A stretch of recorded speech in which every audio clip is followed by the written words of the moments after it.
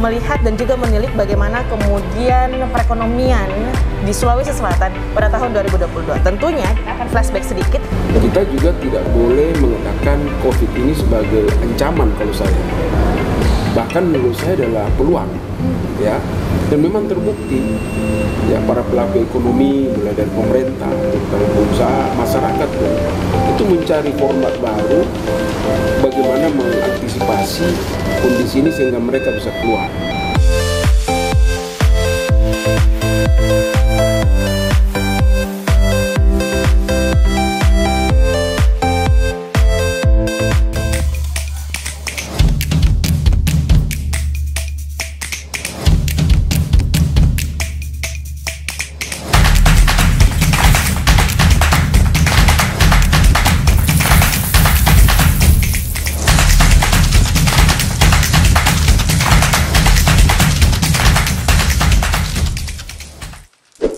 Assalamualaikum, apa kabar pemirsa Buka Mata News? Bertemu lagi tentunya di Kopi Tumpah untuk edisi spesial kita di akhir tahun 2021 menjelang tahun 2022. Senang sekali tentunya saya Nana Jamal kembali menyapa Anda pada edisi kali ini, di mana pagi hari ini luar biasa sekali narasumbernya. Kita akan berbincang-bincang santai, melihat dan juga menilik bagaimana kemudian perekonomian di Sulawesi Selatan pada tahun 2022. Tentunya kita akan flashback sedikit bagaimana perekonomian kemarin di tahun 2021. Nah, luar biasa sekali narasumber kita pada pagi hari ini. Langsung saja kita akan menyapa satu persatu untuk narasumber kita. Di sebelah kanan saya ada Kepala Perwakilan Bank Indonesia Provinsi Sulawesi Selatan, ada Bapak Kausaiman Karana. Selamat pagi Pak, apa kabar Pak? Selamat pagi Mbak Nana, selamat sehat, pagi. Pak? Sehat, Alhamdulillah. Alhamdulillah sudah bisa meluangkan waktunya pada kesempatan hari ini. Dan di samping Bapak Kausa sudah ada Ibu Sisil selaku Vice President Region 10 PT Bank Mandiri. Selamat pagi Bu Sisil. Pagi Mbak Nana. Apa kabar, sehat? Sehat selalu, luar biasa. Luar biasa. Ini kalau di Mandiri pagi gitu ya. Semangat pagi. Semangat pagi. Tetap pagi. Selalu pagi, dari pagi ke malam tetap pagi ya. Oke. Dan tentunya di samping kiri saya juga narasumber yang tidak kalah luar biasanya, yang akan kemudian menjadi pembawa suara dari para pengusaha-pengusaha kita yang ada di Sulawesi Selatan. Sudah ada Ketua Pindo Sulawesi Selatan, ada Bapak Latundra. Assalamualaikum, selamat pagi Pak. Waalaikumsalam warahmatullahi wabarakatuh. Selamat pagi, salam sejahtera untuk kita semua, sehat selalu ya menghadapi segala tantangan yang ada. Khusus Pakcik dengan Ibu Sisilia, semoga kita ini sehat. Di samping diri saya Raja Hotel, penguasa hotel, pemilik hotel. Nah, itu dia. Segalanya kita tanya nanti seperti apa unitnya hotel ke depan. Yang akan kita sapa tentunya berikutnya, sama-sama pakai kemeja putih hari ini ya. Ya, selamat pagi tentunya kami menyapa juga ada Bapak Anggiat Senaga selaku Ketua PHRI Sulawesi Selatan. Assalamualaikum, selamat pagi Pak. Pagi, ya. Apa kabar Pak Anggiat? Baji. Udah sering ketemu ya, tapi baru kali ini kita bisa ngobrol-ngobrol seperti ini Pak Anggiat ya. Oke, dan akhirnya datang juga tentunya dari akademisi kita yang akan bersama-sama juga membahas bagaimana dari sisi akademisi bagaimana menilik perekonomian yang ada. Beliau juga sudah mengeluarkan sebuah catatan yang kemudian juga bisa Anda baca secara online bagaimana outlook perekonomian Sulsel di tahun 2020. Dan kita akan bahas nanti apakah hasil dari pemikiran beliau ini juga sejalan dengan pemikiran para narasumber kita lainnya. Pagi hari ini sudah ada Prof. Marzuki, dia selaku akademisi dari Universitas Hasanuddin. Assalamualaikum, selamat pagi. Ya. Ini pertama kali ketemu Pak. Ya. Oke, dan kami informasikan kepada Anda semua pemirsa bahwa tentunya kita di sini sudah menerapkan protokol kesehatan, para narasumber dan juga seluruh rekan-rekan staf yang kemudian melaksanakan talk show kita pada pagi hari ini sudah melakukan vaksin dan tentunya tetap menjaga protokol kesehatan. Jadi nanti kalau misalnya ada yang mau lebih lega kalau misalnya ngomongnya pakai buka masker nggak apa-apa ya Bapak Ibu sekalian ya, dipersilahkan. Sudah steril, sudah disterilisasikan. Oke. Baik, nah ini kita akan mulai nih. Jadi kita ngobrolnya santai aja. Yang paling pertama tentunya pada pagi hari ini secara besar, secara dari pihak makronya nih melihat bagaimana perekonomian Sulawesi Selatan. Boleh flashback sedikit seperti apa di 2021 kemarin Pak. Jadi nantinya bisa memberikan gambaran kepada para masyarakat. 2022 akan seperti apa Pak kalau dari Pak Ci sendiri ini melihatnya? Silahkan. Oke. Terima kasih Mbak Nana. Boleh saya buka? Boleh, masker boleh ya? banget Pak. Ini sudah megap-megap sih. sama Udah ngos-ngosan sama nih. berembun juga soalnya. Kata. Iya. Ya, jadi terima kasih pertama Mbak Nana dan juga dari Buka Mata ya atas kesempatannya. Yang saya hormati juga para narasumber lainnya, ada Pak Prof. Marzuki, Mbak Cecilia, kemudian juga Pak Latureng, dan juga ini saudara saya Pak Anggiat di Sinaga. Selalu ketemu terus nih kita. Jadi sebenarnya dengan beliau-beliau sudah selesai ini kita masalah Pak ekonomi Sulsel ini. Sama masyarakatnya yang belum Ya, nih. iya makanya. Oke. Nah, Oleh karena itu sekarang saatnya saya juga menyampaikan informasi terkait dengan perkembangan ekonomi Sulawesi Selatan, khususnya kita evaluasi dulu tahun 2021 ya. Jadi memang awal krisisnya diawali dari pandemi itu tahun awal 2020 itu betul-betul situasinya sangat fluktuatif ya, sangat bergejolak gitu. Nah ini mengakhiri tahun 2021 nampaknya sekarang tanda-tanda pemulihan sudah sangat terlihat gitu ya, sangat terlihat khususnya di Provinsi Sulawesi Selatan ini. Kalau kita lihat pertumbuhan ekonomi di triwulan 3 lalu, meskipun kita tumbuh di bawah nasional 3,24, nasional 3,51%, tapi di situ kita masih tumbuh sangat positif dan didukung oleh beberapa komponen-komponen yang sangat berimbang menurut saya. Jadi pertumbuhan dari perdagangan, kemudian juga dari konstruksi, dari pengolahan dan juga dari pertanian. Jadi 4 komponen ini yang menyumbang pertumbuhan ekonomi yang cukup besar di Sulsel kemarin. Kemudian juga dari sisi ekspor kita juga masih bertumbuh. Nah, mengaca dari situ dan juga melihat perkembangan terkini ya. Terkini itu artinya kita juga pengamatan sehari-hari, kemudian juga berdasarkan survei yang kami lakukan. Kami memiliki beberapa survei ini Mbak Nana. Kami memiliki survei kegiatan dunia usaha di mana respondennya itu ya para pengusaha seperti Pak Anggiat, Pak Latureng gitu ya. Kita melakukan survei dan mandiri juga kita perbankan dari sisi aspek keuangan. Itu dari survei SKTU kita menggambarkan bahwa pengusaha sangat optimis menghadapi 6 bulan ke depan. Kemudian dari sisi survei kepercayaan konsumen itu juga indeksnya selalu meningkat. Jadi artinya dari para konsumen juga semakin yakin bahwa mereka juga akan membelanjakan lagi ini selama ini uang-uang tabungannya. Kemudian juga dari sisi penjualan eceran juga mengalami peningkatan. Dan yang lain lagi adalah yang kita lihat adalah Global Mobility Index. Ini menunjukkan pergerakan manusia di suatu daerah gitu ya. Kita melihat pada triwulan 4 ini luar biasa pergerakan orang itu, mobilitasnya. Kita juga bisa lihat di bandara kita ya. Kemarin juga saya baru baca di media, ternyata memang kedatangan penumpang di bandara Hasanuddin kan terbesar ya Indonesia. Ini sejalan dengan Global Mobility Index tadi itu. Ini kan berdampaknya kan luas ya nanti ke macam-macam, ke transportasi, kemudian juga ke akomodasi, kemudian juga ke konsumsi dan juga akmamin. Nah dari situ kami melihat bahwa kami memperkirakan di triwulan 4 2021 ini pertumbuhan ekonomi di Sulsel akan tumbuh sekitar di atas 5% ya. Sehingga total nanti tahun 2021 itu akan tumbuh sekitar antara 4 sampai dengan 4,8%. Itu di tahun 2021. Sehingga kita melihat bahwa di akhir triwulan 2021 ini adalah merupakan momentum untuk pemulihan ekonomi Sulsel dan juga Indonesia nantinya. Jadi kita harus jaga momentum itu. Jadi gambarannya itu tahun 2021. Jadi sudah ada gambaran bagaimana kemudian pemulihan ekonomi di Sulawesi Selatan ini di 2022 ya Pak ya. Iya. Nah kalau gitu saya ke Ibu Sisil nih. Ibu Sisil tentunya ada kekhawatiran sebenarnya kemarin bahwa perekonomian di Sulawesi Selatan ini akan cenderung melambat karena masih banyak orang-orang yang kemudian khawatir untuk bisa membelanjakan uangnya.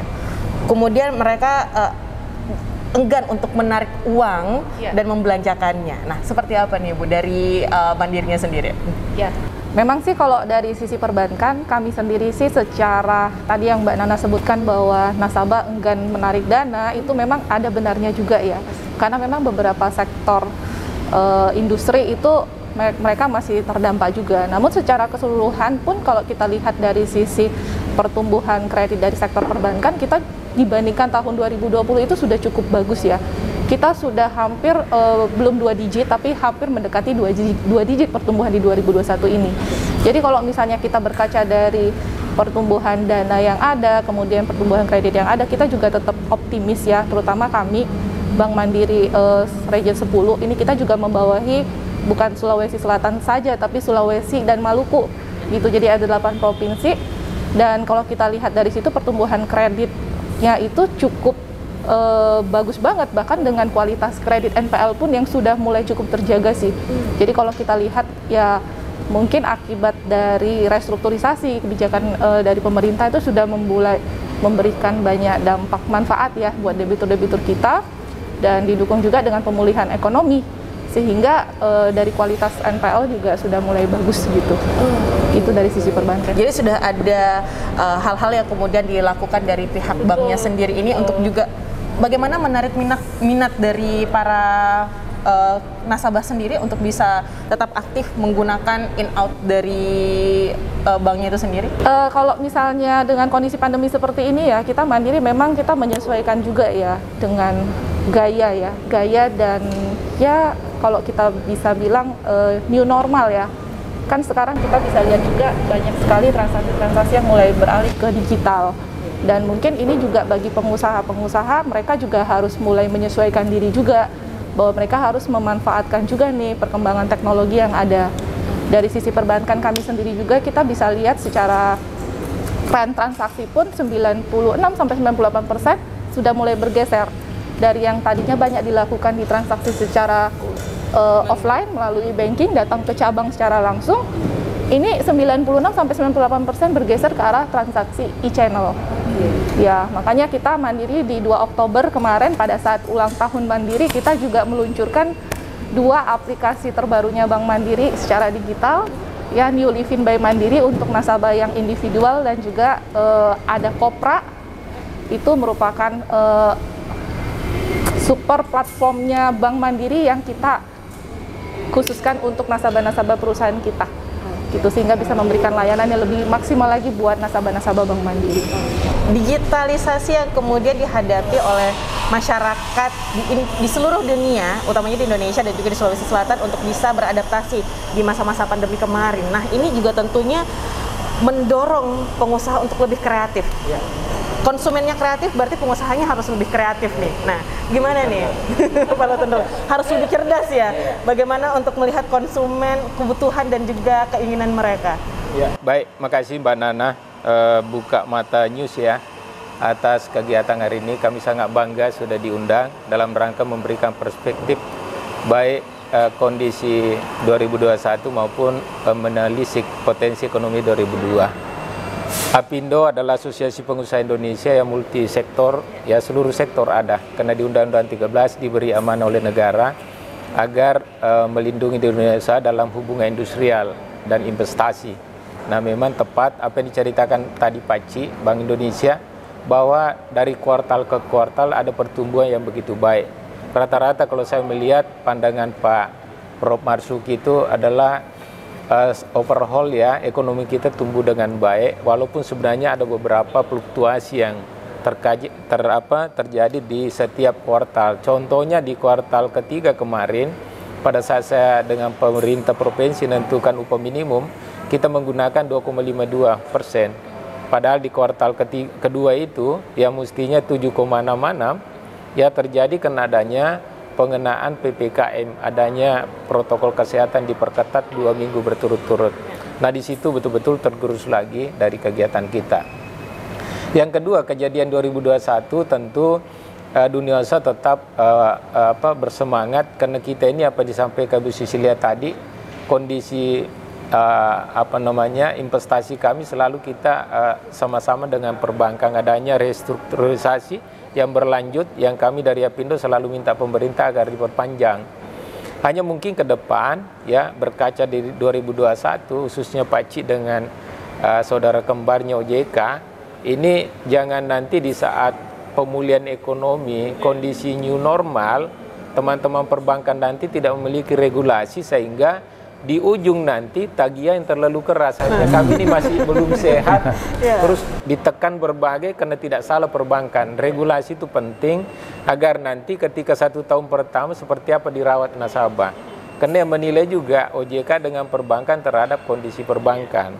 Ya, jangan teman-teman kita di perbankan nanti ya memiliki sikap lain karena regulasinya. Itu yang saya titip pesan pada ini. Nah, ada catatan saya di Apindo, masalah perspektif makro, beberapa potensi risiko saya lihat di 2022, yaitu berbagai lembaga dunia saya perkirakan ini Pak Ci, ya di resiko ekonomi di 2002 itu adalah adanya merebak varian baru, ya. Varian baru ini namanya Omicron.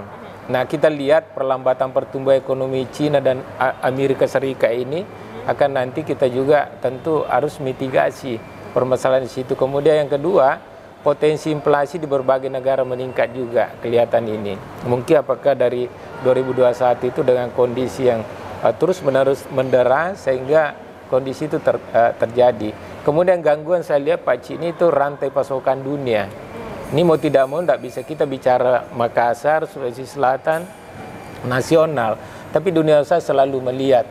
Sehingga tahun 2022 masih tentu ditutupi kalau saya melihat ya, awan yang ketidakpastian, pelaku bisnis khususnya Sulawesi Selatan dan di Indonesia Timur sangat tergantung pada ekspor sumber daya alam. Ya, kalau saya lihat pengamatan Pak Marzuki di surat kabar bahwa ada 5 sektor yang membuat 2021 ini Sulawesi Selatan masih membaik, yaitu sektor pertanian kurang lebih 25, kemudian sektor perdagangan masih menyumbang 15. Jadi angka-angka 5 poin ini mungkin Bu Sisilia di Bank Mandiri ini jadikan prioritas pembiayaan, karena itulah bertahan dan bisa membuat dunia usaha masih bisa memberikan kontribusi. 2021 juga ini yang menopang ekonomi kita karena pemerintah berkomitmen untuk belanja awal. Ya, jadi 82,75% saya lihat itu khusus Provinsi Sulawesi Selatan tumbuh 0,66 kemarin karena belanja pemerintah tinggi. Ya, sehingga tentunya itu juga membuat adanya daya beli masih bisa bergerak. Ya, kemudian masih ada sedikit, Mbak, biar utuh. Ya, kemudian kami juga di Apindo secara nasional memperkirakan bahwa pertumbuhan ekonomi 2022 secara keseluruhan itu kita untuk tahun depan di kisaran 4% walaupun optimis tadi Pak Ci, karena pengusaha pesimis untuk sebenarnya mengambil bagian terbesar. Kalau risiko kita udah tumpuk ya pada angka itu ternyata prospeknya lebih bagus, saya kira kita sama-sama ingin miliki yang lebih besar lagi. Jadi kami hanya memperkirakan. Jadi antara 4% sampai 5%. Ya, secara tahunan dengan inflasi kami melihat juga di dunia usaha itu 3%, ya kurang lebih. Dan nilai tukar dolar kami juga hitung-hitung dengan pengalaman 2021 itu antara 14.500 sampai 15.000 Pak Ci. Mudah-mudahan ini dengan Bank Mandiri bisa, karena kami ada tim khusus kalau di Sulawesi Selatan itu. Ya, Dewan Pakar saya ada kurang lebih 20 termasuk beliau yang mengkaji. Karena kita tidak boleh buta dan lata sekarang, tidak boleh. Karena Bank Mandiri marah-marah, jam 7 sudah bunganya. Tabungannya Mbak Nana harus dibayar, kalau Pak Latu terlambat bayar bunga juga ini akan efeknya luar biasa. Ya, sehingga kami melihat bahwa pertumbuhan ekonomi Indonesia itu di 2021 yang diproyeksikan kemarin 3,75%, itu kan akan lebih rendah ya, lebih rendah dampaknya sampai sekarang. Kemudian ada harapan saya ya bahwa 2022 saya melihat bahwa ada momentum sangat bagus, yaitu pemulihan ekonomi atau normalisasi ekonomi tentu diperlukan. Ini Pak Ci, ini kebijakan fiskal pemerintah termasuk Pemprov Sulawesi Selatan dan Pemkot Makassar untuk meningkatkan daya beli. Kembali lagi belanjanya itu harus dari awal. Saya lihat pemerintah masih sangat senang saya lihat itu belanja di pertengahan tahun Pak Ci. Tidak ngerti saya apa. Disimpan uang di bank jangan deh. Gelontorkan, karena hanya itu cara untuk menyelamatkan semua kita ini. Karena pengusaha tidak bisa. Yang kedua, harapan dunia usaha itu ke depan sejumlah protokol kesehatan harus tetap ya menjadi konsentrasi atau dievaluasi secara berkala. Sehingga jangan kena dengan adanya Omicron ini langsung lata, tahan, tidak boleh keluar rumah, ini akan hancur lagi ekonomi kita. Karena kita ini kredit harus dibayar setiap bulan, Bu ya. Waduh, pusing kepala kita ini. Ya, seperti itu. Ada terakhir 3 ini perbaikan kualitas implementasi POJK ini saya titik baik-baik ini yang tadi malam ini ditelepon terus saya ini, termasuk Pak Anggiat. Apa itu? POJK 1103 2020 tentang stimulus perekonomian Pak Ci ini. Ya, secara nasional sebagai kebijakan kontrasilikal ya, dampak pembayaran COVID-19 ini mutlak dilakukan. Karena saat ini banyak lembaga keuangan yang memberikan keringanan yang berbeda-beda ya untuk penurunan suku bunga, perpanjangan jangka waktu, pengurangan tunggakan pokok, pengurangan tunggakan bunga, penambahan fasilitas kredit. Ini penting sekali Bu Silia kami sampaikan di harus satu suara ya. Sangat ini. Jadi butuh konsistensi relaksasi ya, relaksasi pembiayaan. Kita tahan dulu untuk harapan-harapannya, nanti saya tanyakan lagi ke Pak Latundra, karena kita juga ingin melihat selain pengusaha tentunya bagaimana pergerakan ekonomi yang ada di Sulawesi Selatan ini bisa kembali bertumbuh. Tentunya ini berdasar bagaimana pergerakan manusianya, masyarakatnya. Sementara bagaimana manusia bisa bergerak kalau misalnya dilakukan pembatasan di berbagai sektor. Termasuk ini yang juga tentunya dirasakan dampaknya di dunia perhotelan itu sendiri. Di 2020-2021 kita melihat bagaimana kemudian ini dampaknya sangat terasa ya Pak Anggiat ya. Pak Anggiat, bagaimana ini Pak? Apakah di tahun 2021 ini sudah bisa memberikan hawa segar bagi dunia perhotelan, dan apakah dari perbankan sendiri ini dan dari pemerintah sudah memberikan stimulus-stimulus kebijakan untuk bisa kembali mensupport dunia perhotelan Pak? Silakan. Oke, terima kasih Mbak Nana. Sebenarnya pergerakan daripada tingkat huni itu tergantung kepada Pak Ci dengan industri. Dibalikin lagi ya Pak? Ya, tergantung. Jadi ketika korporasi, pemerintahan aktif melakukan kegiatan di hotel, dia bergerak. Tapi ketika beliau-beliau ini tidak mau meeting dan hanya virtual, mati kita. Virtual juga nggak apa-apa Pak, engage di hotel gitu ya?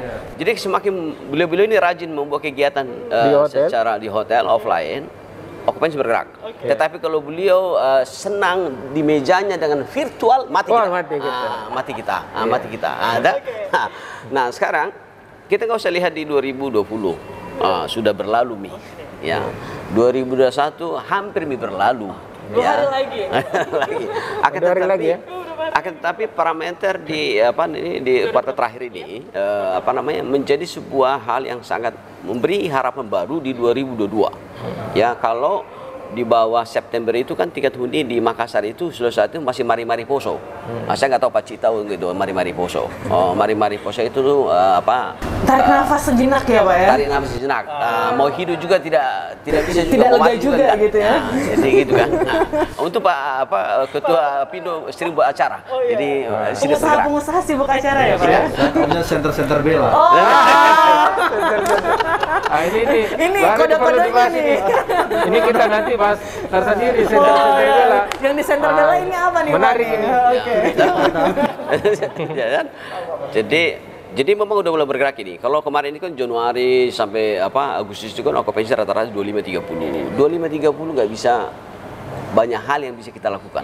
Bertahan pun agak repot. Makanya tidak heran kalau di sektor kita hotel restoran itu banyak karyawan dirumahkan. Itu bukan rahasia lagi, ya kan? Tetapi kita lihat ini terakhir ini di September, Oktober, udah mulai bergerak dan parameter terakhir ini seperti paket akhir tahun nih, hotel-hotel itu juga menjadi sebuah parameter juga itu. Bagaimana kemampuan masyarakat dan kepercayaan diri masyarakat untuk berakhir tahun di hotel lagi seperti dulu, ini menjadi parameter nih. Karena 2020 betul-betul tewas.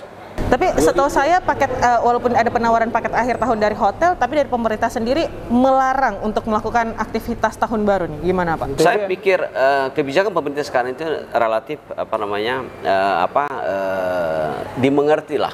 Dan saya pun selaku Ketua PHRI memberi masukan kepada teman-teman, silakan buat program tetapi sifatnya soft. Jangan euforia, jangan datangkan artis. Kalaupun mau datangkan artis, panggil Pak Ci nyanyi.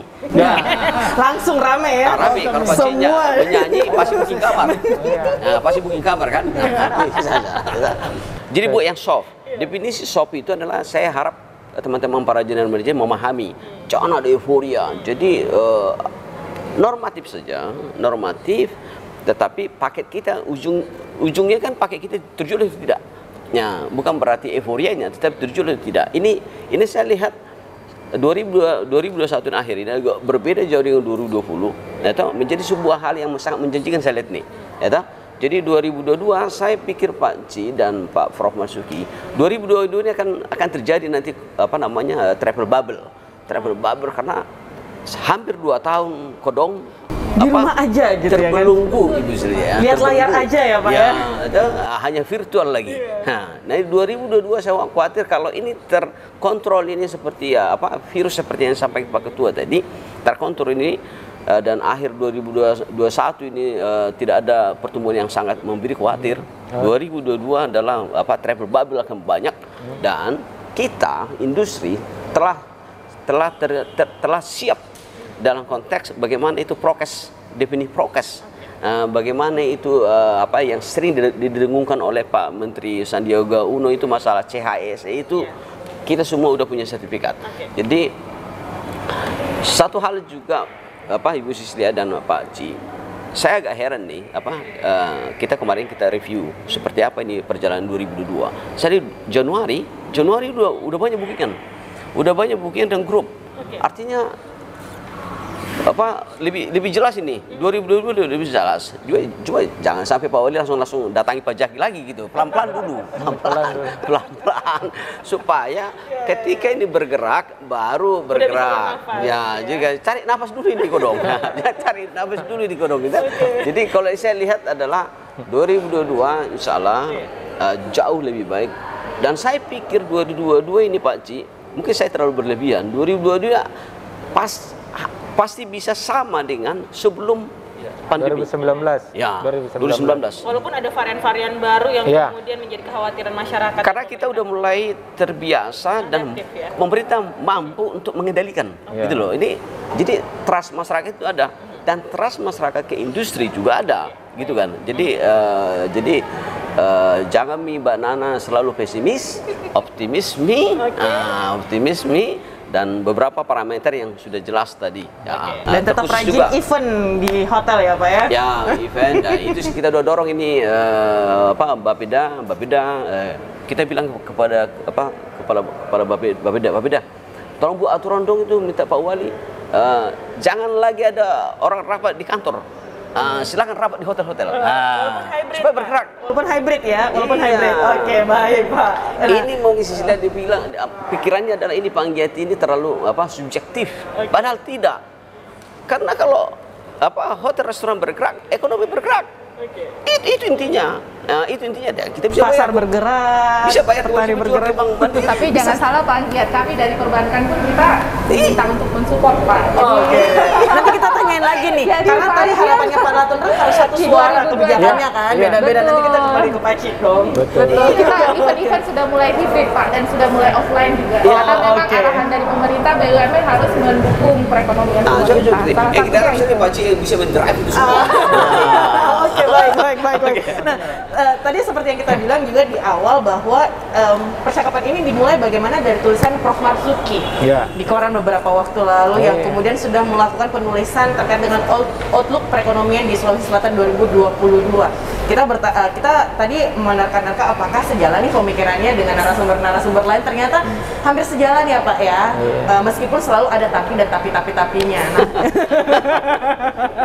Nah, ini gimana nih Prof sendiri kemudian melakukan tulisan, membuat sebuah artikel terkait dengan perekonomian Sulsel 2022. Apakah ini sudah sesuai dengan arahan Pak Latun juga nih Pak? Iya, jadi pertama terima kasih banyak ya Mata dan Cik dua-dua iya Pak ketua saya Pak. Kalau beliau pemimpin saya Pak. Jadi memang menggembirakan lah di pertengahan semester 2021 itu ekonomi sudah mulai membaik. Ini kan sebenarnya satu indikasi bahwa kebijakan pemerintah dalam mengatasi memitigasi COVID itu udah mulai terasa ya, dan terbangun kepercayaan. Saya semakin takut sebenarnya dengan beliau, kalau sudah dengar beliau sudah kayak pakar aja gitu. Saya numpang aja lagi. Jadi sudah mulai terbangun trust Pak. Trust inilah yang sebenarnya perlu ya dalam kondisi seperti ini. Dan bisa dikatakan sebenarnya kita juga tidak boleh mengatakan COVID ini sebagai ancaman kalau saya. Bahkan menurut saya adalah peluang, ya. Dan memang terbukti, ya para pelaku ekonomi mulai dari pemerintah, terutama pengusaha, masyarakat pun itu mencari format baru bagaimana mengantisipasi kondisi ini sehingga mereka bisa keluar dari satu persoalan. Jadi secara bersamaan sehingga menimbulkan lagi yang benar bubble baru yang positifnya luar biasa. Nah, dan akhirnya kita terasa ya pertumbuhan kalau Sulawesi Selatan ya sampai 7%, meskipun sedikit turun kan itu memang secara historik Pak ya, itu turun sedikit, ini akan naik lagi pada akhir tahun ini. Dan ini menjadi awal momentum lah menurut saya, ya sepakat dengan beberapa momentum untuk kita mencari format baru yang lebih baik lagi di dalam menghadapi persoalan ke depan. Meskipun varian baru ini sebenarnya ada, tapi varian baru ada, akal baru juga muncul. Nah ini yang menarik. Manusia mulai adaptif. Manusia semakin adaptif dan sudah mulai tahu apa yang harus dilakukan. Dan syukurnya bahwa pemerintah ada di belakang itu kan, dengan beberapa kebijakan. Ya kalau dari sisi fiskal ada kebijakan fiskal, dari sisi moneter dengan berbagai kebijakannya. Bank Indonesia luar biasa ya mensupport bagaimana kebijakan pemulihan ekonomi ya, terutama di pelonggaran ya, pelonggaran likuiditas itu. Nah, sehingga benar-benar dilonggarkan ya dengan dengan bukan mencetak uang saja. Quantitative easing policy itu sampai 700-an triliun Pak. Dan bekerja sama dengan pemerintah ya, membiayai beberapa program-program yang utama yang memang bisa terangkat dan juga didukung oleh OJK. Hanya memang di sini sekali lagi kalau kita akademisi itu selalu ada hanyanya dan selalu harus ada tapinya. Yang harus memang diperbaiki. Karena perekonomian kita ini kan memang tidak bergerak kalau bukan dunia usaha. Meskipun ada pemerintah sebagai supporting, menurut saya otoritas itu sebagai supporting. Ya, tetapi pelakunya itu sebenarnya dunia usaha. Sehingga dunia usaha ini harus ada pemihakan nyata. Jadi jangan dibiarkan mereka untuk berkreasi, tapi betul-betul disupport. Nah, yang jangan sampai yang diragukan oleh bapak-bapak pengusaha, jangan sampai baru mau hidup sudah disorot. Ini mau dikenai pajak berapa nih? Ya kan? Kemudian kira-kira kapan dia bisa lunasi kewajibannya? Ini kan itu. Nah ini memang perlu menjadi perhatian. Sehingga kebijakan di dalam pemulihan ekonomi ini bukan lagi pada supporting terhadap dana, terhadap perizinan dan sebagainya, tetapi benar-benar pemihakan. Nah pemihakan kebijakan nyata yang sifatnya membantu kebijakan pemulihan yang dilakukan sebelumnya. Dan saya pikir pengusaha cukup responsif lah untuk memenuhi kewajibannya, karena kalau tidak ya juga merugikan diri sendiri kan. Sehingga tahun 2022 dengan upaya segala upaya dari masyarakat sudah mulai sadar bagaimana menjaga kesehatan ya dan tetap beraktivitas. Dunia juga seperti itu, otoritas juga seperti itu. Saya rasa betul-betul bubble pemulihan itu terjadi. Hanya memang kita harus hati waspada bahwa risiko-risiko itu tetap menghadang.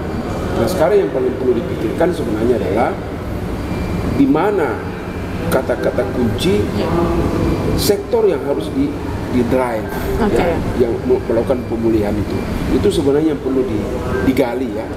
Nah, Bank Indonesia, saya selalu referensi saya Bank Indonesia karena saya yakin ya data-data hasil analisis Bank Indonesia itu bisa dipercaya lah, saya bisa percaya ya di samping dengan data-data BPS. Jadi hampir semua daripada tulisan saya atau mungkin referensi analitik saya biasa minjam ya dari data beliau, bahkan presentasi dari Bank Indonesia, karena saya merasa yakin ini adalah informasi yang bisa dipertanggungjawabkan. Sehingga kami sebagai akademisi itu memang harus yakin dulu dengan data itu, baru kami bisa analisis. Kalau tidak ya sulit. Meskipun memang terkadang kami lakukan prediksi yang terkadang berbeda sedikit, terkadang di bawah, terkadang di atas.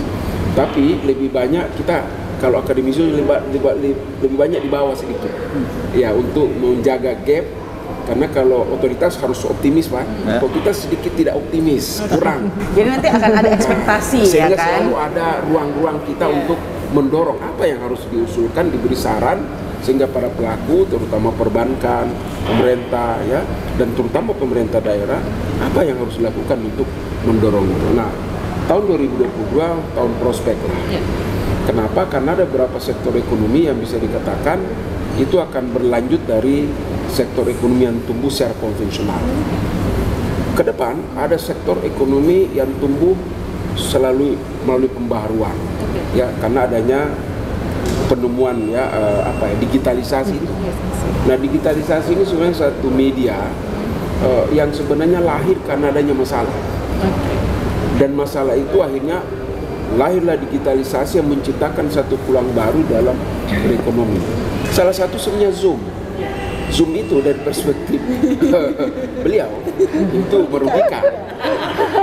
Tapi dari perspektif sektor telekomunikasi dan komunikasi, ini top. Jadi kalau Mbak Nana panggil teman-teman komunikasi, dia bilang ini kayaknya kurang cocok ini. Jadi memang ini masalah. Selain ada sektor yang diuntungkan, ada juga yang dirugikan. Tapi apakah subjektif itu salah? Tidak salah.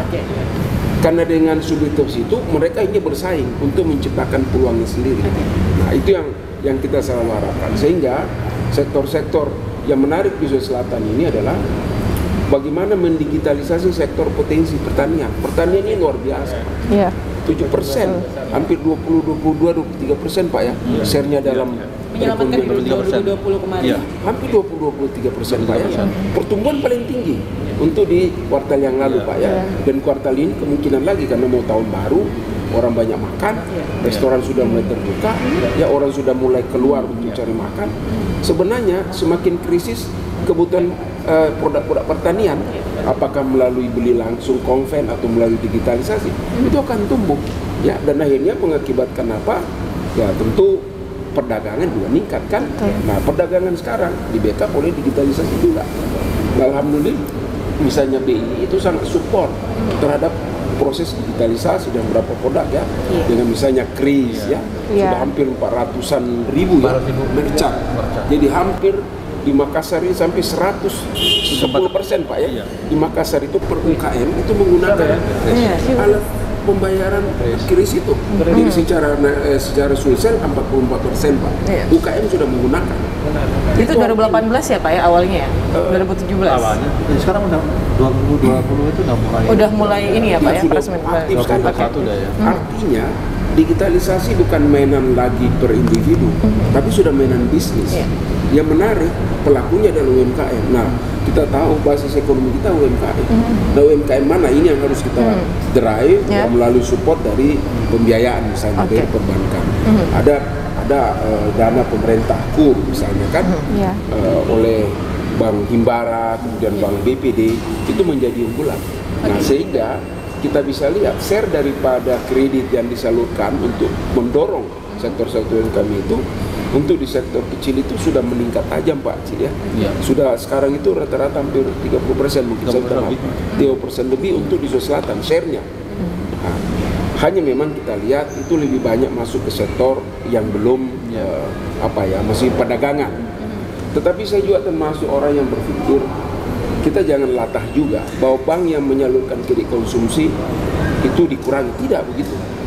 Selama konsumsi itu mendrive produksi, persoalannya di mana? Karena perekonomian kita ini share-nya dominan adalah kredit Pak. Potensi kredit hampir 55%. Kredit konsumsi juga, kredit juga, konsumsi terbanyak adalah kredit konsumsi. Sehingga kalau misalnya kita mendorong terus perbankan ke kredit produktif, kemudian meninggalkan kredit konsumsi yang permintaannya begitu besar, itu juga harus hati-hati. Nah, sehingga kredit konsumsi diharapkan oleh perbankan harus mampu dipilah ini kredit konsumsi yang mempunyai pengaruh secara tidak langsung kepada sektor produktif. Persoalannya di mana? Nah, sehingga saya pikir kebersamaan antara fiskal yang memang menjadi persoalan kenapa pemerintah selalu mengeluarkan persis di akhir tahun, awal pertengahan tahun dan akhir tahun, sehingga diburu-buru, sehingga kemungkinan penyalahgunaan anggaran luar biasa besarnya, belum lagi penyerapan yang rendah, itu menjadi problem-problem tetapi itu tadi, ya kan? Karena anggaran kita ini, alhamdulillah kemarin saya dengar gembira sekali kita, baru pertama kali selama pemerintahan sekarang melampaui penerimaan pajak, ya hampir 1.300 triliun, itu luar biasa. Nah artinya pemerintah dengan kucuran dana melalui TKD yang dari pemerintah pusat itu mungkin juga akan besar untuk masing-masing daerah, sehingga daerah yang diminta pemerintah harus mengeluarkan cepat dari awal ya Pak ya, kemudian jangan sampai di air. Itu sebenarnya proses administrasi Pak, pelelangan dan sebagainya.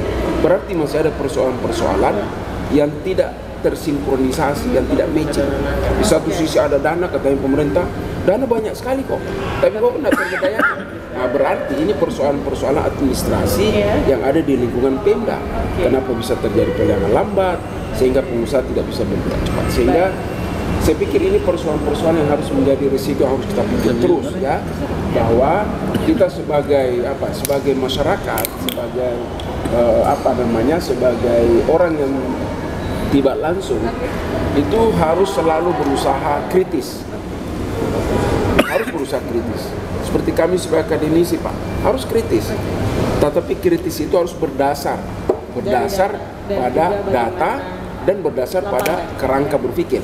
Dan yang terakhir, selalu harus ada usulan-usulan solutif. Hanya itu yang diperlukan dalam kondisi seperti ini. Dan itu bersama pasti kita bisa Pak. Oh bersama, udah ada tagline-nya nih Pak Marzuki ya, bersama kita bisa ya. Oke, terima kasih Prof. Nah, berarti ini sudah ada nih rangkuman-rangkuman mulai dari harapan, kemudian juga keinginan dari berbagai pihak, mulai dari para pengusaha, pelaku industri, kemudian juga dari akademisi yang semuanya ini kembali melempar bolanya ke Pak Ci nih Pak. Karena yang paling juga poin yang saya tandai dari Pak Latundeng sendiri adalah tolong dong kalau ada kebijakan itu satu suara Pak, karena jangan sampai, karena kan tentunya bukan hanya dari satu sisi perbankan ya Pak Latundeng yang kemudian digunakan, dari berbagai rekan-rekan perbankan lainnya juga ini turut kemudian bersama-sama berada di belakang para pengusaha ini untuk bisa membangun usaha mereka seperti itu. Tapi kalau tidak satu suara nih Pak Ci, ini gimana nih Pak? Dan tentunya diharapkan bagaimana kebijakan-kebijakan. Apakah ini juga kebijakan-kebijakan yang dari program-program yang dilakukan oleh Bank Indonesia saat ini juga melihat dari bagaimana kondisi yang ada di lapangan saat ini Pak Ci? Silakan. Oke, makasih Mbak Nana. Mungkin sebelum ke sana dulu ya menjawab itu, mungkin saya juga akan mengendorse juga apa yang sudah disampaikan oleh Pak Latundeng, Pak Angga dan juga Profesor Marzuki dan juga Mbak Sisil ya. Memang kalau tadi kan saya baru cerita di tahun 2021 ya. Memang tahun 2021 ini dan berdasarkan juga asesmen kita sampai dengan akhir tahun ini tinggal 2 hari lagi. Ini adalah merupakan momentum kita untuk kembali ke track semula sebelum pandemi. Jadi memang peta seperti itu Prof. Jadi memang kita amati ya ini sudah akan kembali kepada masa sebelum pandemi. Oleh karena itu, inilah saatnya kita sama-sama menjaga momentum ini, jangan sampai hilang lagi gitu. Caranya gimana ya? Kalau menurut kami caranya sih ada beberapa. Yang pertama adalah vaksinasi. Vaksinasi itu tetap berjalankan gitu. Karena ini menjadi prasyarat gitu. Jadi kita boleh beroptimis, tapi juga tetap harus memperhatikan masih ada risiko-risiko tadi itu, Omikron. Jadi kita harus tetap patuhi itu. Vaksinasi dan juga tentunya booster ya tetap harus dilakukan karena kita masih belum tahu juga nih serangannya seperti apa yang depannya. Kemudian yang kedua adalah hilirisasi. Hilirisasi penting sekali, tadi sudah disinggung oleh Pak Profesor dan juga Pak Latundeng. Jadi kita ini pertanian unggul gitu, tapi memang mesti bangun tanggul. Jadi pertanian dalam arti luas ya, tidak hanya pertanian yang hortikultura tapi juga perikanan, termasuk rumput laut gitu. Rumput laut itu kalau diolah kan cukup banyak turunannya. Itu bisa mendrive beberapa tenaga kerja, kemudian juga perekonomian dan luar biasa. Kemudian dari perkebunan, kita punya kopi masih green bean kita olah ke sana. Ya kalau memang katakanlah ada produsen dari luar negeri mau bikin pabriknya di sini atau roastingnya kan gitu. Itu bisa menciptakan tenaga kerja banyak sekali gitu. Jadi kopi, kemudian juga kakao dan lain sebagainya. Pertama hilirisasi itu penting. Hilirisasi tadi bisa menghidupkan beberapa kawasan industri yang sedang dibangun. Kita kan punya infrastruktur nih, beberapa daerah sudah berencana membangun kawasan industri. Nah kalau dimanfaatkan untuk hilirisasi sangat bagus sekali. Hilirisasi dari pertanian, hilirisasi dari pertambangan nikel, kita punya nikel tapi kan masih mentah itu dari ya, perlu tahu ya. Jadi kalau dibangun di sini produk-produk nilai produk-produk yang intermediarinya itu sangat bagus sekali sehingga bisa menciptakan tenaga kerja. Kemudian yang berikutnya adalah tadi saya membahas Sisil dan juga para pembicara lain adalah digitalisasi. Ini mutlak karena ini adalah new normal gitu kan. Sekarang new normal. Jadi digitalisasi di beberapa segala aspek lah. Kita juga sudah kemarin kris kita sudah 400.000 Prof itu ya. Dan baru saja juga kami mensosialisasikan kris ini ke kalangan di masjid ya. Kita ada 1.000 masjid lebih yang sudah kita ekspresikan juga gitu. karena nilai ekonomi cukup tinggi juga bisa digerakkan nanti besarannya. Kemudian digitalisasi dalam sisi perdagangan juga penting juga. Jadi pertama untuk masalah kesehatan, kedua juga menggerakkan ekonomi ini gitu. Kemudian ada lagi adalah kolaborasi. Kita tidak bisa lagi sendiri, kita harus kolaborasi. Ini kalau saya turunkan ke daerah, ya daerah A dengan daerah B, misalkan daerah baru dengan daerah Makassar itu harus berkolaborasi. Karena yang berkompetisi itu bahaya tuh. Itu yang pentingnya. Jadi berkompetisi ini kita punya potensi beda-beda gitu. Makassar adalah kota yang hub gitu ya. Dari sisi servis, sisi fasilitas lebih lengkap. Nanti mungkin dari Baru atau dari Banteng itu adalah sebagai penyuplai, feedernya. Nah seperti itu harus kolaborasi. Tidak bisa lagi kita berkompetisi. Kita harus kuat gitu. Yang terakhir adalah inovasi. Inovasi juga harus kita lakukan di segala bidang ya. Termasuk di kami juga melakukan inovasi di BI itu melakukan inovasi pendalaman pasar keuangan. Jadi bagaimana kita mencari sumber-sumber pembiayaan yang baru itu tidak hanya dilakukan kita masih melakukan penelitian terus. Jadi bagaimana sih melakukan pendalaman pasar keuangan ini, termasuk juga kita mendorong penggunaan LCS, local currency settlement ya. Jadi bagaimana kita bisa melakukan perdagangan antar negara dengan menggunakan mata uang masing-masing negara yang disepakati. Jadi tidak perlu lagi menggunakan mata uang ataupun hard currency. Yang itu bisa menyebabkan biaya. Ini harus kita lakukan.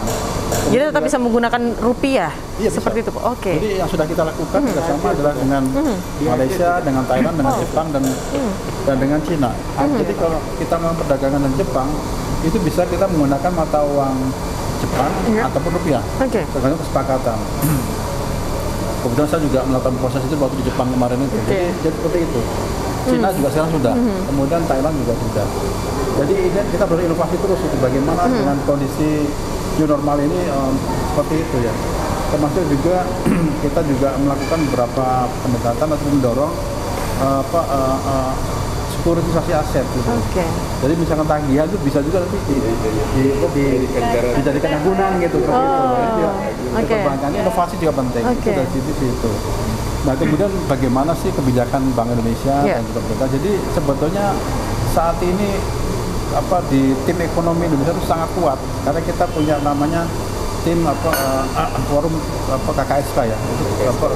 Itu ada forumnya. Jadi Komite Kerjasama Keuangan itu ada dari Menteri Keuangan, dari Bank Indonesia, dari OJK, dari LPS.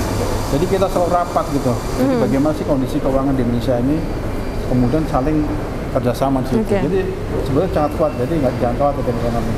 Nah dari sisi kebijakan Bank Indonesia yang memang mendorong untuk UMKM adalah kebijakan yang baru-baru adalah rasio pembiayaan inklusif makroprudensial. Itu yang mengharuskan seluruh perbankan harus 30% tahun 2024. 30 Pak? Ya, 30% ya. Itu wajib Pak. Kalau tidak kita denda. Ada denda uangnya sampai sekian miliar misalnya. Dan kita kerjasama dengan OJK untuk nanti mengawasi ini gitu. Memang di swasta Pak 30% ya, tapi kita lihat lagi banknya apa aja gitu kan. Bisa berbeda kan juga. Itu yang saya bilang tadi. Ini yang kita bicara dengan OJK. Itu yang saya bilang. Kemudian kebijakan lain lagi adalah kita juga melonggarkan uang muka kredit melalui loan to value. Itu juga masih kita teruskan. Sehingga orang akan tergerak untuk membeli rumah, untuk membeli mobil. Kenapa properti yang disasar? Karena properti ini produk turunnya juga banyak sekali, mungkin ratusan itu Pak. Mulai dari jendela, mulai dari tangker, mulai dari mebel, mulai macam-macam gitu. Jadi sebetulnya ini juga kita sudah bicara juga dalam konteks tadi itu koordinasi. Jadi sebetulnya kita sudah bicara juga, tinggal nanti bagaimana yang tadi disampaikan oleh Pak Lotengrai untuk yang kebijakan restru ya. Restru kan dari kawan OJK yang lebih tepat menjawab itu. Itu juga tentunya kan melihat juga perkembangan secara makronya. Kalau memang masih diperlukan perpanjangan ya barangkali itu Pak nggak itu juga itu OJK yang menyampaikan itu. Tapi dari kami kebijakan seperti itu Mbak Nana. Jadi kita tetap aja nanti mendorong penyaluran kredit kepada UMKM melalui kebijakan RPIM tadi itu. Kemudian juga mendorong penjualan properti, penjualan mobil melalui LTV, dan juga mendorong ekspor impor melalui LCS (Local Currency Settlement). Oke. Perdagangan seperti itu. Tapi dari sekian banyak kebijakan yang kemudian dikeluarkan oleh Bank Indonesia, yang mana yang kemudian kira-kira ini yang kemudian akan tetap dipertahankan, malah akan dikembangkan khusus pada 2022 nanti, tentunya untuk bisa mendorong perekonomian ini makin terus tumbuh, Pak? Ya, itu kan masih diteruskan ya. Artinya diteruskan, kita masih mengantisipasi untuk permintaan-permintaan di tahun 2022 ini. Karena kan kita tahu bahwa memasuki tahun 2022 ini ekonomi nasional juga nanti akan mengalami masa pemulihan. Oleh karena itu stimulus-stimulus kebijakan, kemudian juga kondisi-kondisi stabilitas juga perlu kita ciptakan. Nah, salah satunya melalui kebijakan tadi itu. Dan sambil jalan kita juga selalu berinovasi dengan beberapa kebijakan, beberapa juga nanti semacam tadi saya sampaikan, pendalaman pasar keuangan juga penting. Kemudian juga kita pun juga sedang mendorong juga katakanlah pergerakan ataupun ekonomi dan keuangan syariah seperti itu, karena potensinya cukup besar juga. Nah, untuk sinkronnya sendiri dengan pemerintah daerah, Pak? Pemerintah daerah? Iya. Ya, kalau kami di Bank Indonesia ini kan di daerah, kami selalu ada rapat rutin ya dengan pemerintah provinsi dan juga pemerintah kabupaten ya, dalam konteks tim pengendalian inflasi daerah. Kemudian juga kita juga dengan OJK ada tim percepatan akses keuangan daerah gitu ya. Dan kita juga selalu rutin juga memberikan atau merapat dengan kawan-kawan dari Bapeda Litbang, dari provinsi maupun dari kota. Bahkan besok pun juga kami akan diskusi dengan Bapeda Litbang kota itu, untuk menyamakan persepsi dan juga menyamakan asumsi makro kita gitu. Karena nanti dasar asumsi makro kemudian diturunkan dalam kebijakan-kebijakan daerah. Oke, jadi tapi intinya adalah 2022 ini sudah siap untuk disambut dengan perekonomian yang lebih baik ya, Pak ya. Ayo kita sambut sama-sama, jangan sampai hilang momentumnya gitu. Oke, seperti yang dibilang Pak Latumula tadi, jangan sampai kehilangan momentum ya, Pak ya. Oke. Kuncinya adalah vaksinasi, Iya. hilirisasi, digitalisasi, sinergi dan inovasi. Oke. Iya. Oke. Hanya ada beberapa sebenarnya, tapi turunannya banyak. Nah ini oke. Baik, ini kita akan di menit-menit terakhir, saya akan mempersilakan kepada para narasumber tentunya untuk memberikan closing statement. Saya ke Bu Sisil dulu. Bu Sisil, tentunya ini dari BI turunannya akan ke perbankan nih. Kebijakan-kebijakan yang kemudian diberikan dari BI kepada perbankan ini, apakah tidak memberatkan perbankan itu sendiri? Yang juga tentunya sebagai praktisi juga ya Bu ya? Ya. Oke. Ya, kalau dari sisi perbankan sendiri sih kita selalu inline ya. Maksudnya kebijakan BI itu pasti wajib ya, kita harus patuhi gitu sama Pak Ci. Nggak boleh saya nanti kurang aja dengan Pak Ci gitu kan. Karena itu memang jadi acuannya kami ya, peraturan Bank Indonesia. Nah, tapi kalau saya melihat selama ini juga dari kebijakan-kebijakan Bank Indonesia juga memang sangat mensupport kami juga sih dari sisi perbankan gitu ya, untuk pertumbuhan dari bisnis perbankan ke depannya seperti apa. Menurut saya sih dari Bank Indonesia support sekali lah, dan memang sesuai juga ya, kita juga mempunyai kebebasan berinovasi juga ya Pak ya. Cuman memang kalau dari sisi digitalisasi sendiri mungkin masih banyak peraturan-peraturan mungkin dari OJK juga yang harus terus mereka lakukan improvement atau penyesuaian ya, karena harus cepat juga kita, karena kan digitalisasi yang terjadi itu juga sangat cepat ya, sementara kadang-kadang kebijakan kita juga masih belum bisa menyesuaikan. Nah mungkin itu yang kami dari sisi perbankan juga butuh support dari sisi kebijakan terkait itu sih. Kalau untuk pertumbuhan dan untuk masyarakat, kami dari sisi perbankan juga sangat optimis karena kita juga agile, maksudnya kita sangat menyesuaikan dengan era digitalisasi ini. Bahkan kita juga sudah banyak mengeluarkan produk-produk baru, bukan produk ya, jadi lebih ke inovasi lah, inovasi seperti sampai segmen mikro juga ada Prof. Marzuki, jadi kita punya Mandiri Pintar, jadi itu memang menyentuh sampai segmen mikro digitalisasi. Cuma tantangannya memang kita juga butuh bantuan juga edukasi masyarakat, edukasi kita. Dan sosialisasi ke masyarakat. Betul, karena memang kita harus akui bahwa masih banyak masyarakat kita, terutama yang di segmen mikro ya, mereka masih belum terlalu bisa dan paham pasti digital paham ya, tentang digitalisasi wadahnya itu sendiri. ada, cara penggunaannya ini yang agak susah. Oke. Gitu. Tapi tetap kencang ya untuk edukasi dan sosialisasi ini Tetap untuk dilakukan. kencang. Oke. Kami memang dari Mandiri juga itu jadi salah satu fungsi kami juga, bahwa kita harus melakukan literasi ya buat masyarakat.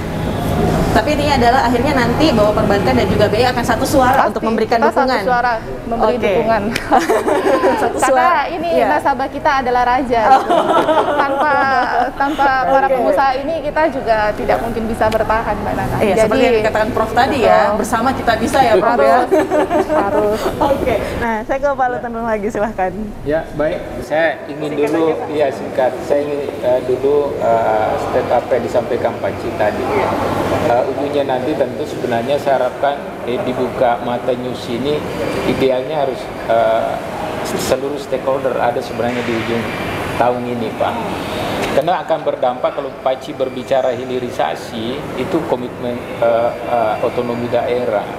Bagaimana bisa mandiri, percaya saya dengan Pak Anggiat ketika kepastian itu tidak ada. Ini sebenarnya kalau di akhir tahun bisa buka mata news ini, kopinya tumpah, tanda tangan sama-sama pengusaha, perbankan, Bank Indonesia. Oke. Clear ini, Pak. MOU dulu nih Pak.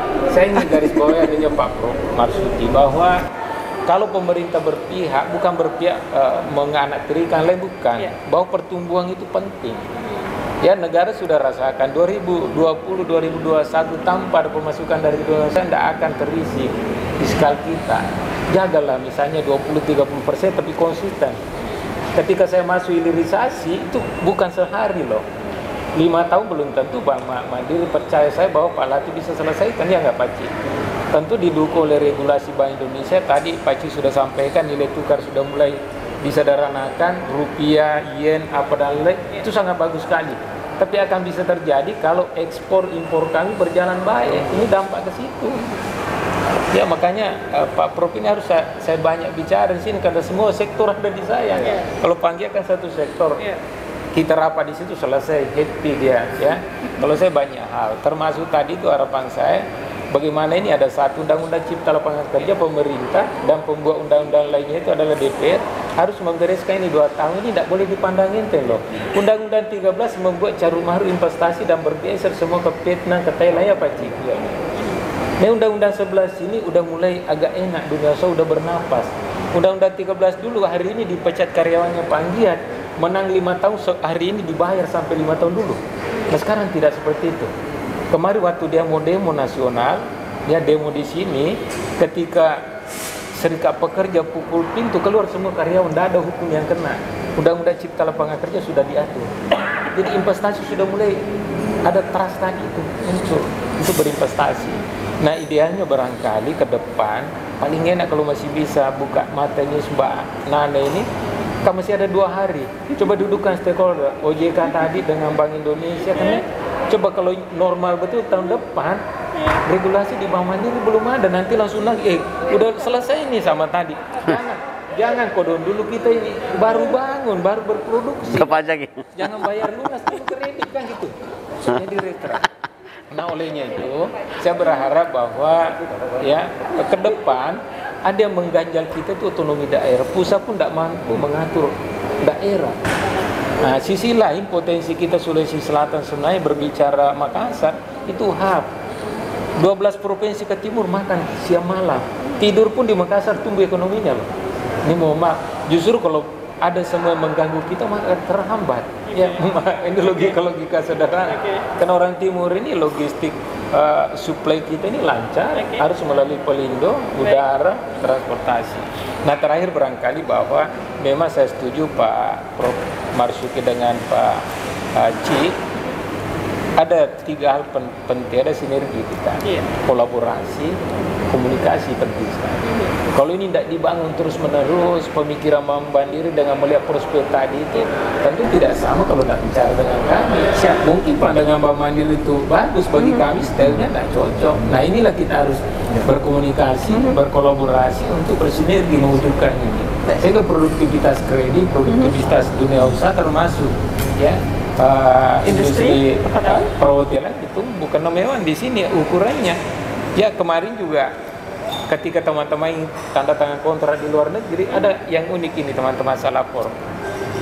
Ketika vaksinasi kita dan pelindung pelindung Indonesia kita ini ke Turki, ke Amerika itu diterima Pak.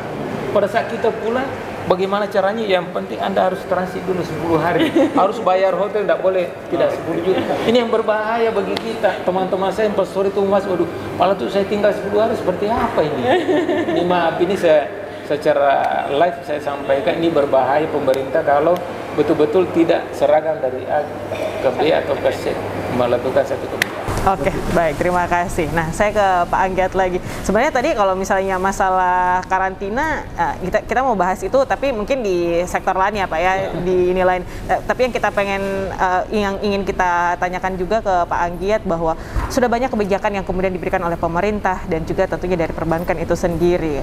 Masih adakah kebijakan-kebijakan lainnya yang kemudian diharapkan oleh dari pihak industri perhotelan ini yang bisa turut untuk kembali membangkitkan perekonomian khususnya di industri perhotelan, Pak Anggiat? Oke, Mbak Nana, dari sisi kebijakan makro Pak Lat sudah bahas ya, terkhusus memang investasi di hotel itu tidak ada sebuah investasi hotel itu tanpa pinjaman. Betul. Ya, sekali berapapun pengusahanya pasti ada dana perbankan. Nah, memang kita harap memang kebijakan dari pemerintah yang lebih konkret nih masalah suku bunga ini. Suku bunga sebenarnya OJK sebenarnya, tapi selalu kan pasti OJK tanya ke Pak Paci juga ya kan, lewatnya ke sini lagi Pak. Suku bunga Ibu Cecilia, bunga deposito kan hanya berapa persen kok dong. Ya, jadi suku bunga itu jangan terlalu jauh spreadnya Bu. Cukup 5% suku bunga kredit. Nah, ini terlalu jauh spreadnya. Jangan terlalu banyak untung. Nanti banyak untung. Ibu mau harap kita sustain atau mati. Nah, itu kan bunga deposito kan hanya berapa? 1, berapa? Suku bunga deposito 2,75 ya?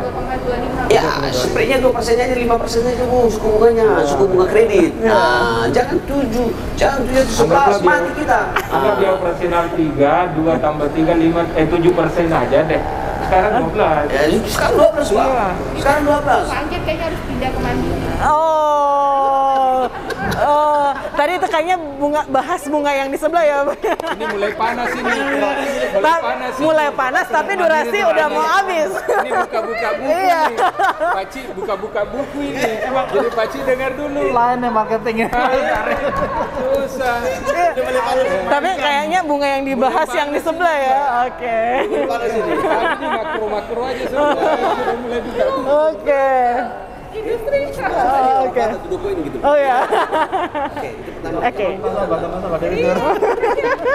Paci ini kayaknya bukan di Mandiri nih. Udah dengar jumlahnya kayaknya bukan di sini nih. Oh ya, lanjut Pak.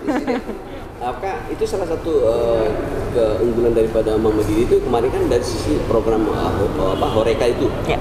Horeca. Nah, itu Kita banyak program. iya, naikkan lagi terus itu program Horeca supaya UMKM ini bergerak. Nah, bina-binanya Paci itu dengan itu bergerak. Karena kalau Horeca ini privilege dari perbankan itu dimainkan lagi, itu mendorong UMKM bergerak. Menjadi multiplayer ya. Pak, karena kalau ada diskon 50% makan, orang kenyang pasti lapar lagi. Iya. Ya. Primer itu. Nah, ini Mandiri itu. Iya. Mandiri Pertama itu kali kita sasar. ya, sangat populer Nggak itu ada Mandiri. matinya. Ya. Kan nggak ada habisnya ya. Terakhir ini panjang. Harus 2 hari nih komunikasi. Gimana? Saya balikin nanti ke produser ya.